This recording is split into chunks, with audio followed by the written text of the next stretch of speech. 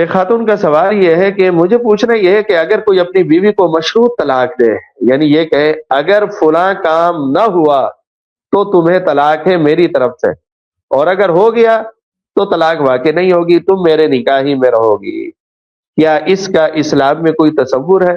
اور کیا طلاق کی شرط پوری نہ بھی ہو تو طلاق واقع ہو جائے گی؟ مزید یہ کہ ایک طلاق کا نوٹس بھیجنے سے طلاق واقع ہو جاتی ہے کیا؟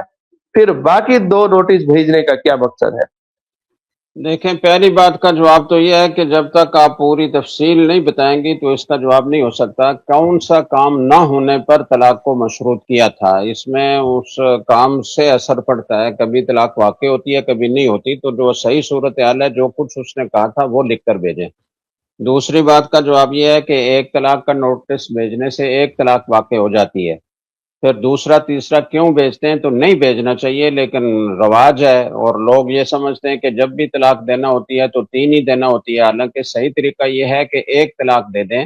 اور عدت گزرنے دیں۔ عدت گزر جائے گی تو نکاح ویسے ہی ختم، وہ طلاق سے وہ ہو گیا، لیکن عدت کے دوران رجوع کرنے کا جو حق تھا وہ عدت پوری ہونے پر ختم ہو گیا، تو جدائی ہو گئی تو بس کافی ہے، دوسری تیسری طلاق دینا ضروری نہیں ہے، بلکہ مناسب بھی نہیں ہے۔ تین طلاقیں اکٹھی دینا ناجائز ہے، گناہ ہے، لیکن ہمارے معاشرے میں لوگوں میں شعور نہیں ہے، تو اس لیے وہ دوسرا تیسرا نوٹس بھی بھیج دیتے ہیں، تو تین نوٹس آ گئے تو تین طلاقیں واقع ہو گئیں۔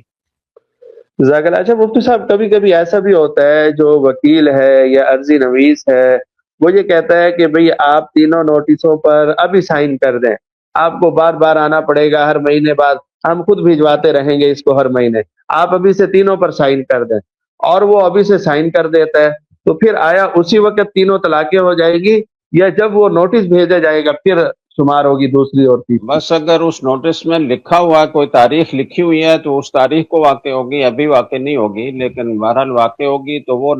جو وکیل ہے اس سے انکار کر دے کہ میں سارے نوٹسز پر دستخط نہیں کرتا، بس ایک کافی ہے۔ سوشل میڈیا پر سب سے قدیم اور سب سے ریلائبل برانڈ درس قرآن.com